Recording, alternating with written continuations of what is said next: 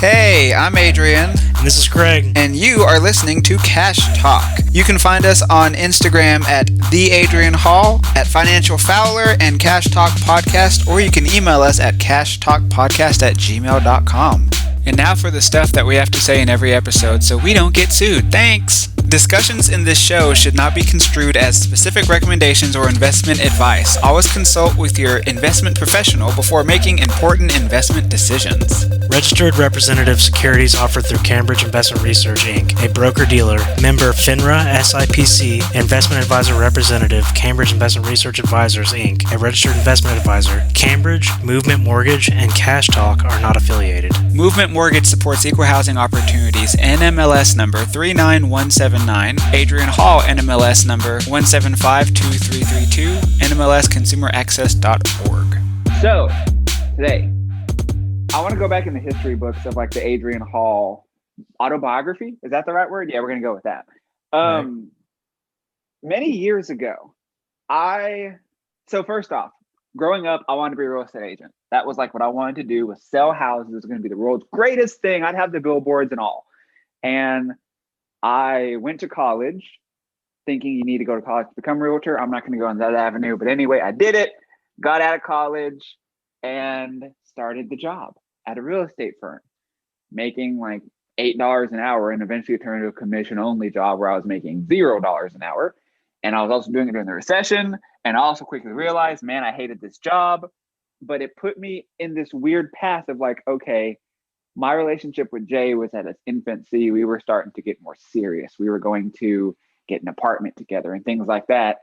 And I remember before we made those moves, we said we both have to get higher paying jobs. That comment projected Jay and I in two different directions that we are still standing on today, which is so peculiar. But talking for myself, actually, I'll summarize his real quick. He left a job at the fast food restaurant he was working at, got a job at a call center, doing like banking customer service for a little while. Then after a conversation with my aunt who works in like corporate finance in Atlanta, he said, you know what, I'm going to get into banking locally. Got a job at a local credit union. Look back, it's been 9 years. He's hanging out. He has switched departments, grown a little bit, but he's riding it out. I did a very similar thing. I was at that same point. I got a job selling used cars because I was like, you know what? I'm charismatic. I like cars. I can do this. And sold cars for a little while. I was present for that same corporate finance conversation. Jay, I pushed him to go get a job at a local credit union first. Like I named, here's some good ones. Here's some banks. Here's like, because I lived in the city and he did not. I'm like, here's the places that you should go. Here's the ones I know are sketch. And so he got into it. And it didn't take long before he was working 9 to 5 and I was working 5 to 9, weekends and holidays and everything else, for me to say, all right, I can't sell cars. I got to like align to the schedule of the man I'm supposed to marry, because how are we ever supposed to have a life? So I did the similar thing and I got a job at a credit union, and different credit union, but a job at a credit union. I started doing consumer lending, like auto loans, credit cards, things like that.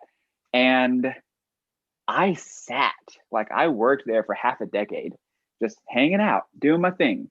That was when, if you followed my journey, that's when I got into all that debt. And towards the end of it, when I was like teetering on $60,000 of debt, we were earning before taxes $60,000 a year combined. And I'm not even talking about the house, just like debt, cars, the student loans I had from school, credit cards, furniture loans, all that stuff. That's when I hit this point in my life of like, okay, I feel the stress. Like I feel like I'm at a point where all I'm doing is going to work, earning an income, and trying to pay just the payments on the debt I have. I had no way to pay it off. I just got to keep up. That was the minimum. And I remember, it wasn't a black and white moment, but I remember a series of events over and over and over, downtime sitting at work. And I'm like, there's got to be a different way. Like, my best friend, she has 4 kids now. At the time, she had 2. I was making more than her. We were making more than them. And I was just like, if I feel this way, how do families do this? How do the coworkers beside me who have kids and I don't, how are they doing this? And I recognized for myself, I was like, okay, I can budget all I want. I read all these budgeting things and they'd say, cut out buying coffee, or I don't drink coffee, so that's not a problem. How about you don't don't buy lunch every day, bring a lunch. I had a $10 a week lunch budget. I would go to Kroger or like Food City or whatever grocery store, and buy those like $1 microwavable meals. So there wasn't much more money to scrape there. I was already at the bottom of the barrel. Right. All these different things just didn't make sense. And the thing that I couldn't shake is it's not a budgeting problem. Like my cell phone was down to nothing. My car payments at the time, because there was no way to save money to pay cash for a car, that was not an option, was like I think $190 for one and $260 for the other. Really cheap in car payment world. Car insurance was cheap, our housing was cheap, everything was down to the wire, and there was still not enough money. And so I recognized, okay, it's not a budgeting problem, it's an income problem. I can't control other adults. What I can do is control myself. And so when Jay and I talked about how we're going to get through this, he was content at work, he was happy, he didn't have the same hunger I did. So I was like, okay, I got to find more money. I'll do that. I'll figure it out. And I looked internally and I switched departments and I got promotions and I jumped through the hoops to get a little bit higher. And I remember like my pay in the course of 6 months, because I was very strategic. And one thing that corporate America doesn't teach you about building yourself up is you have to be well liked. And I had the benefit at this job of being well liked. I've had jobs where I have not been. This was one that I had it. So I worked my network internally to get into roles where over the course of like 9 months, my pay went up over $1. And I started to feel the money. And I was like, okay, this is better. This is working. And then I was in a specific role where like that job was to basically, in the credit union network, there's all these branches. And if one branch has somebody out because of vacations, because of like vacancy, somebody's left a job, growth, something like that, my department's role was we would go fill in until that person was back or tended to, and then we go into the next role. And I remember walking in to work at this one particular location, and just in natural coworker conversation, pay came up. I had been there like 4 years at this point. And this lady, who I won't name because she had similar experience. We had similar backgrounds. I was position-wise many ranks higher than her in the hierarchy of promotions. She walked in earning what I had to bust my buns to get up to. She matched walking in the door. And I wasn't like first off, I'm a feminist, income equality, I get it 100%, but this is about me and my journey. And I didn't see it like that. I saw it like, okay, I had to work to get to this wage, which was $13 an hour. She had to quit her other job and show up here and get the wage. Okay, so that's how you do it. And within 90 days, I found another job and I left. And when I left, I went up shockingly. Like I remember to this day, that warm feeling in my body when I got a call saying, hey, the starting wage is $19 an hour. It's going to be 40 hours a week. And I'm like, 19 what? Like dollars? Like for real? Okay, sure. Sign me up. I'll quit right now. Yeah. And first off, I commented a second ago about how some jobs you're well liked, some jobs you're not. The $19 an hour job, I was not well liked. So let's just leave it there. It matters. But as I've gone through these stages and my pay started to increase, and like that job is what largely enabled me to help get out of debt. Because for the first time, I was at a point, and we were at a point where we kept our wages, like we lived on the $13 and the remaining $7 or whatever it was, that's what we were using to pay off debt. That's what we were using to try to get ahead. We sold a finance car, bought one cash, we paid off credit cards, like we threw that money at stuff. And I sold my soul because man, did I hate that job. But along the way, while ignoring my coworkers, because that's what I did, because I hated all of them, I started listening to podcasts. And I would just sit there, put my headphones in every day and just listen to podcasts. And I'd listen to entertainment stuff, news, politics, because that was like the 2016 election area. And I'd also listen to financial literacy. And so many people started echoing what I sought to do of like, you have to change jobs. You have to jump around. You have to find the growth. And it made me like challenging myself of, okay, So I did feel something normal. It wasn't me being greedy. It's the fact that you can't feed a family on $12 an hour. Like, it's just not possible. But I feel, and like you and I were talking right before we started, I feel like a lot of people, I don't know, you're supposed to go to college and then graduate and then get a job at some white collar place where you can have a cup of coffee and stand by the cooler and chit chat and scheduled breaks and paid holidays and feel grateful that you should earn like that you're getting a salary. But a comment I had on that, and then I'll stop rambling, is one of the things that I remember hearing when I told everybody, hey, I'm leaving, I've been here all these years, I'm out, have a great day. And the conversation changed from the corporate, oh, we're gonna miss you, to like my friends asking, so why are you leaving? I'm like, well, they're offering me more money. And every single person said, yeah, if you stayed here, it would take you 10 years to get to what you're getting right now. And it made me just sit down and like, when I thought about it, listen to those podcasts, it's like, okay, every job has tiers of pay. Like the job you're in, you're going to earn between, $32 or 32,000 a year and 41,000 a year, depending on experience. And when you get close to that, you stop. But they don't tell you that part. I don't know how. I threw a lot. How do you feel? Like, is this a thing? Yeah, no, it totally is. I experience it all the time, especially when I have consultations with folks that are wanting to look at their financial picture as a whole and just understand, like, why can't we get ahead?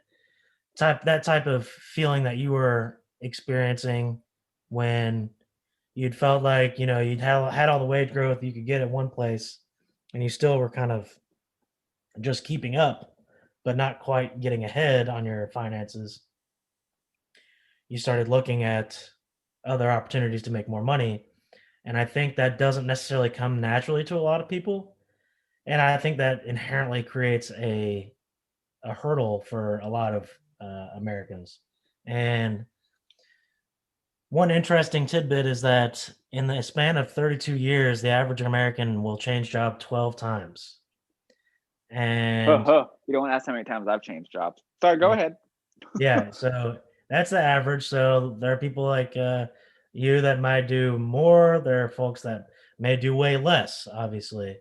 And I think we live in a part of the country where loyalty and consistency and security is really valued. We live in a part of the world where people are pretty conservative.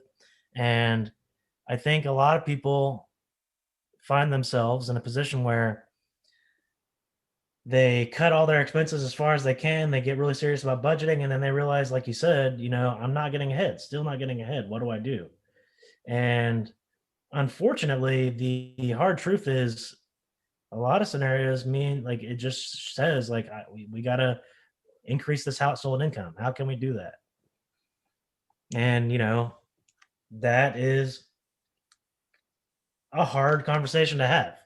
If it's It's me sitting also, with sorry, a go ahead. Yeah, you're okay. If it's me sitting down with a client family, that's a hard discussion to have. But even if it's just between a couple spouses, or it's a family conversation at home, and you're looking at the budget and it's just not working, that is a hard conversation that I encourage folks to have. I think a lot of the growth that we experience as humans happens when we are uncomfortable, and putting yourself in a position where you have to talk about something openly and just look at the amount of money coming in as opposed to the amount of money going out. And that's the realization you have to come to sometimes. And there are multiple ways to do that. I think the first step that you can take without making any big drastic move is just to gather some data, gather some information about what people get paid in your organization. And like you said, figure out how long it's taken for folks to get to the point that they are, and also understand where they started. Like, so exactly what you did is exactly what I recommend for people to do, because they should know, is my pay competitive in this atmosphere? And if it's not, you have to take the risk or the initiative to ask for a raise or promotion. And a lot of the times, a way to do that is to ask for an annual review like, hey, we haven't had a performance review in a while, and I would like to ask for that. And that, gets you in a position where you can have a formal conversation with your employer about, are you happy with my productivity? If yes, then I'd like to ask for a raise. And, you know, in the economy that we are experiencing right now, you know, you may be laughed at. They may say, it's just not in the budget. They may, find, all different types of lip service to get you to drop it. Okay. And that's fine.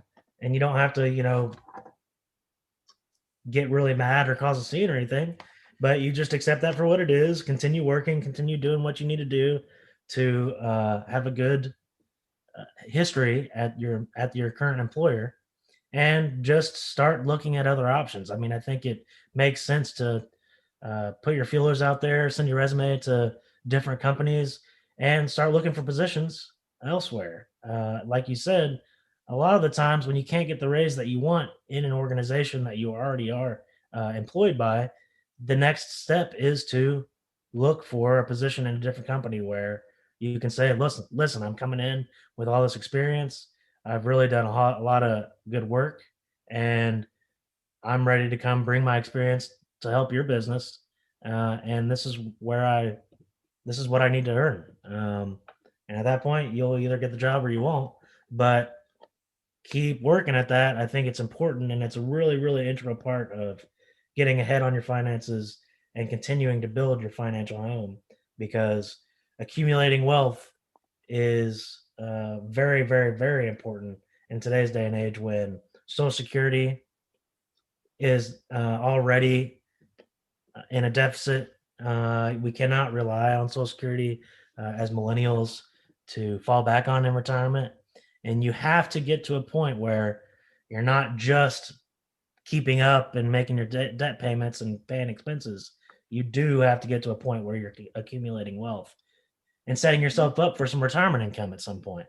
So if you take that I gut check, think you have the uncomfortable conversation, and realize you need to make more money, that is valid. And there are ways to start going in that direction, I guess. That's kind of my spiel and take on it. Um, Putting it into no, I practice think that might not that's necessarily smart. be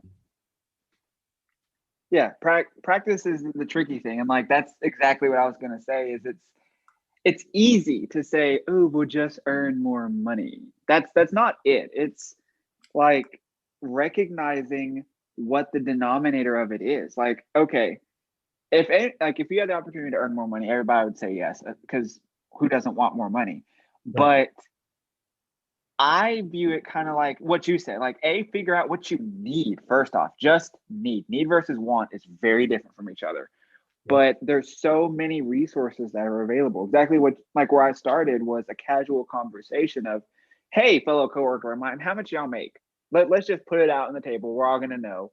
And I found out I earned more than some, and I found out I earned less than others, and I found out I earned just as much as people that I felt I should earn a lot more of. And I knew in that organization, they would do annual reviews once a year, and you would get a merit raise, which varied between 2 or 4% of your salary. So that meant at the most you could ever increase your salary was 4%. If it was more than that, you usually had to do something wildly substantial. Like I think I saw one person get a 6% raise because she was basically running a department by herself. It was one of those roles where she was already underpaid. She should have been in a management role, but she wasn't. She was running the show while not getting the pay, while doing all the responsibility. And they threw a little bit of money at her and said, here you go, have a great day. And I feel like companies, they always try to do what they can to keep their labor costs low, because it's the single most expensive item of operating a company is paying people, and the compensation and the packages and the benefits and all that stuff. But in my case, I'm not saying I need to have a certain kind of life. I wanted a 5-bedroom house with a 3-car garage and a saltwater swimming pool. How much do I need to earn to get that? It was more of, how do I keep the mortgage payment caught up on this 1,200 square foot house that I own? Like, I just want to be even. And for me, I recognize, because like the job I was at, they would only give you raises once a year and they were going to be small. It'd take you a couple of years to break an additional dollar per hour. I gamed the system and milked it for what I had that one time. And I also knew I was out of ways to game. That's all I was ever going to get was like what I got. But I recognize in that situation, okay, this is all I'm going to have. So I will need to go somewhere else. I will need to be risky. I liked my job. I liked my coworkers. I wrote on my personal Facebook not that long ago, reminiscing on leaving that job and how it was one of the scariest things I did. And for 3 years afterwards, I regretted leaving the job. Like financially, no, I did not regret. I never looked back. I was like, this was the most brilliant idea of my 20s. But emotionally, I couldn't like wrap my mind around the fact that I did it. And I walked away from somewhere I liked so much. But like full transparency, because we're all friends here. When I first got into finance, I earned $10.50 an hour. Present day, I have a 6-figure salary. And it's not because I figured it out. Honestly, the latter part of it was sheer freaking luck and not much more.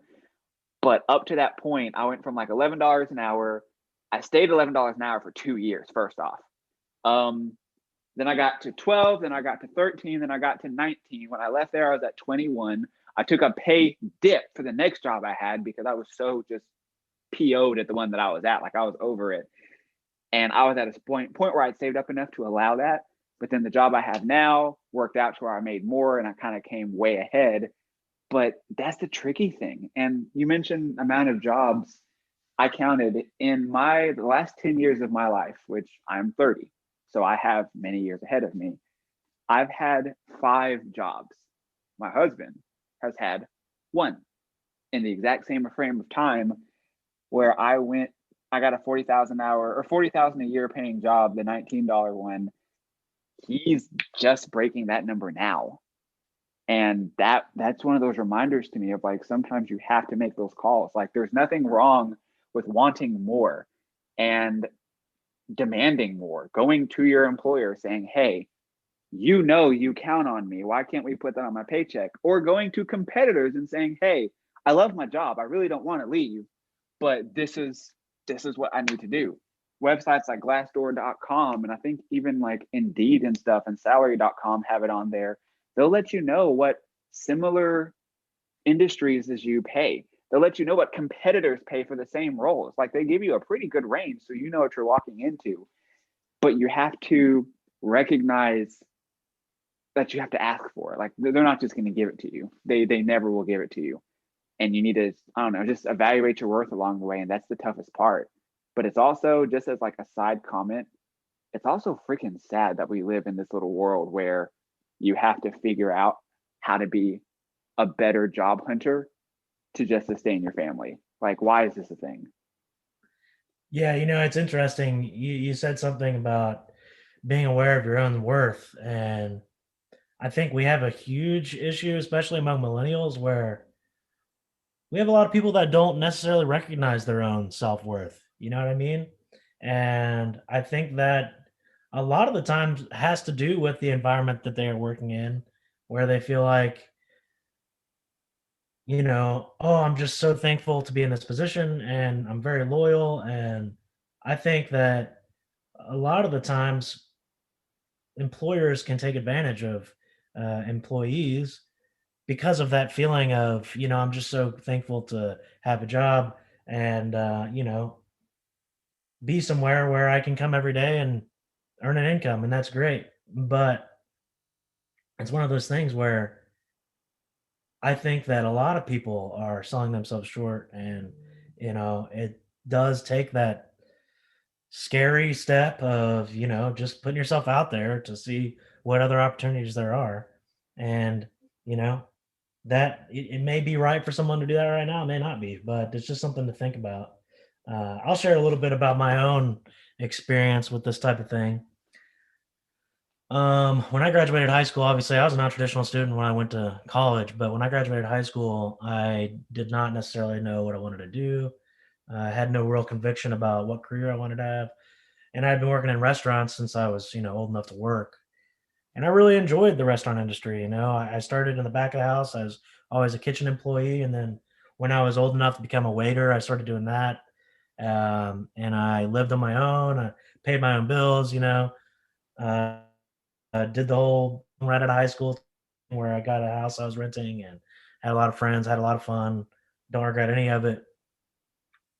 But I got to a point, working in restaurants where I was making, a decent amount bartending and, waiting tables. And at one point I was probably making, before going to college, a little over $40,000 a year just doing that. And that's great. But the lifestyle that I had with that was one that did not allow me to save money. It was kind of a going out every night type of lifestyle. It was you get off work at midnight or later, and then you go down to the dive bar down the street, and you close it down with all your coworkers, and you know then you wake up kind of hungover and go back to work the next day for a double, and you work all day, and you open the restaurant, and then you close the restaurant, and then you go back and do it all over again. And it's just kind of a fast lifestyle that never really slows down. And while I had the money to pay the bills and not go into debt, I was not making any progress. And that really started to weigh on me in 2013 ish. And then it was August of 2014 when I finally was like moving to Cookeville, Tennessee to go to school. And that was my first journey into the idea that, hey, I really cannot continue to spread myself so thin like this and continue to make the same amount of money that I am. I was looking at it as, yes, I'm making about the same amount of money I would if I was like a bank teller or something like that, but I'm just working too hard for it. So this is just not something that I can do for the rest of my life. So I went to school in August of 2014, and I graduated 4 years later, 2018. The whole time I worked in the restaurant industry. I bartended at a place. It was a little pub in Cookeville. Had a really great time doing that. I, worked my way up to being a shift leader while I was in school, and I was, leading shifts and kind of running the place during the days. And then my junior year of college, I took a position as the opening general manager of a smokehouse and oyster bar in town.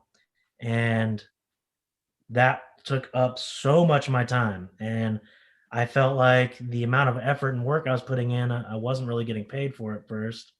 And I talked to the owner, got my, guaranteed earnings in the way of a salary up to like $35,000. And that was like, okay, I mean, that's not great, but at least it's something. And I'm still in school and I can live with that, right? Like that'll be fine. I got to the point where I was almost set on the fact that I was going to continue doing that, managing that place after graduating, until I had one really, really long night where I felt like everything was going wrong. And I was really stressed and I was behind on some school projects. And I just got to the point where I was like, you know what? I think I'm willing to quit this job and just scrape by with the money I have until I graduate, focus on interviewing and focusing on positioning myself well for after graduation and making sure I got a good start of a career. And so that's what I did. I got to a point where I was like, you know what? The amount of work I'm putting in for this $35,000 is not worth it at all. It is just backbreaking. It's just not worth it. So I quit. It wasn't a 2 weeks notice, anything. I was just like, you know what? This is not for me. I've got you past the grand opening. You got good people here. All the systems are in place. You're good. I'm stepping away. And that's what I did. Good for you. Yeah. Graduated. I budgeted myself and lived on $800 a month for the rest of my college career. And I made it. I did live on $800 a month. I paid rent. I paid all my bills. I bought food. I made sure I had my school books. I did everything I needed to do on $800 a month. And that was seriously scraping by. I mean, I've been there. And when I tell my clients that, I really mean it. I have been there and just surviving. Graduated, and the whole time I'd been interviewing, I interview with all the companies in Knoxville, Vanderbilt Mortgage, 21st Mortgage, Clayton Homes, all the big salary positions that, are the big, great first time jobs out of college type places in Knoxville. And Mhm. interview with a bunch of different insurance houses, brokers, interview with different financial firms. And you know, really put a lot of effort into deciding which route I wanted to take. And the biggest deciding factor was earning potential. Where can I get good earning potential past the 1-2 year mark? Well, the position I ended up taking, which I am in now, I love it. I'm glad I did. That first year, I graduated May 2018. I started a week later. By the end of the year, I had made almost $20,000. So nothing. I mean, like seriously, I took a job where I knew I was going to get paid significantly less than I would at most other places that I interviewed with. But I also Mhm. knew I was in an organization that would allow me to really progress at the pace that I set. And if I was a self starter and put the work in, that I could be doing really well in 5 years. And that's what I've been doing. I've just been slowly but surely continuing to work at increasing my income. And I still am not a high income earner. I'm still not really, I'm not a six figures earner. We'll put it that way. And that's okay with me because I'm still have a path to get there. And I'm still following that path. And I know that I chose a position that got me to where I am now, to where I can continue to do that. But I took a job where I knew I was going to get paid significantly less at the beginning, and that was okay with me. That was a risk Yeah. that I took, and I think that's kind of is an echo of the risk that you took when you quit your job at the credit union. And Mhm. it's scary, and I continued having to scrape by for a while, but I'm here now. I'm starting to get more comfortable, and you still have financial issues and problems and obstacles to overcome, but they change and they get more sophisticated, and you start to get to a point where you can start thinking about building wealth. And I think that if I can do it, anybody can do it, because I went from just the fast-paced lifestyle of working in restaurants to focusing totally on building a career and budgeting $800 a month. And I did it, and I fully have full confidence in anybody's ability to do that. So that's my testimonial to what we're talking about today. I think one comment to kind of put a bow on everything, I everybody has something that motivates them differently. Like Adrian doesn't have children, so I'm not doing it for my legacy. I'm doing it for myself. But there's a meme I saw online a long time ago that is 100% like my MO. It was I can do all things through spite, which strengthens me. And my my three biggest career moves are driven 100% off of that. That was my motivator. The first one was, wow, I've been here for like 4 years. You walked in the door earning as much as me, and I know more than you. Okay, we're about to show you who's actually better. That was move number one. Then move number two at the $19 an hour job was, oh, so I'm in a role that is so crucial that I'm not allowed to take the vacation time off that I've accrued, and I'm within policy to take because you all have not hired anybody to do the job that I do because I'm that essential. But on my annual review, when you want me to highlight, you know, all the corporate America stuff of like what's great and what's bad and what I want to improve on, and I said I wanted upwards mobility, and I was told, well, there isn't really in this role. That's not really what we asked you to do. We just asked you to name some of your goals within this role that you want to do. And I was like, okay, so you think that I can only do this one job forever? Okay, we're going to see who can do more than one job. And I left. And then my third one, when I took that pay dip and went to this other company, I I won't put the politics. We're in a similar industry, but I worked for somebody who openly, point blank to my face, told me two things. One was, you need to command a room when you walk into it. If you're going to work in this like financial services industry of being a mortgage loan officer, you have to be able to command a room, and I don't think you can do it. And then also, when I got let go, it was like he said it was a difference in personality, but the reality that he also mentioned was that I don't have what it takes to do this job, is basically what was said. Like, you don't have the qualities it takes to do this kind of job. So you should go ahead and just go on out, pack up your desk, leave your computer. And I went home without a paycheck, and I was like, okay. So wait a second. I got all this industry experience. I have all this knowledge. I'm a resourceful, smart dude, and I don't have what it takes to do this job. We go and see who's about to do this job. And I went out and did way more than I even aimed for. That was my motivator, is like, I don't like to be talked down to. I don't like to be put into a box. Some people, their motivation is totally different. Your motivation was earning potential. You didn't want to be limited to just this little box of like, okay, you're going to earn between $32,000 to $41,000 a year. That's the job. Have a great day. You wanted something that reflected the amount of work and dedication you're going to put in. For me, it was spite. For somebody else, it might be providing for their kids. It could be providing for themselves. It could be putting themselves through college. I mean, everybody has their own reasons. Personal finance is personal. But if you're in that spot where you feel the pressure, you've got to recognize, like Dave Ramsey, who I won't get into all my opinions on, he tells you how you can budget your money. He doesn't tell you how he made the money. Like he's quick to say, I became a millionaire twice, but doesn't ever allude to doing it by budgeting. So you can follow the principles, and I think some of it is really good. It's good stuff. It's not like mind-blowing. It's just sometimes somebody has to say it out loud for you to hear it. But at the same time, that's just one puzzle piece. Like, budget yourself to death.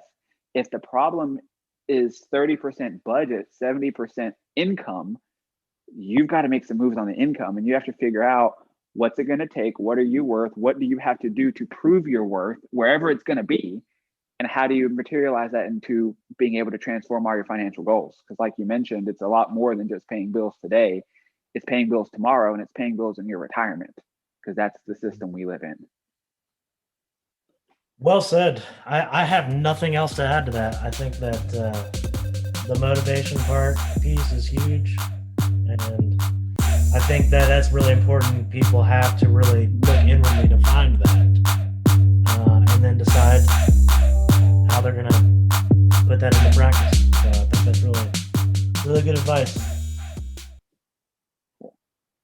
At T-Mobile for Business, unconventional thinking means we see things differently, so you can focus on what matters most.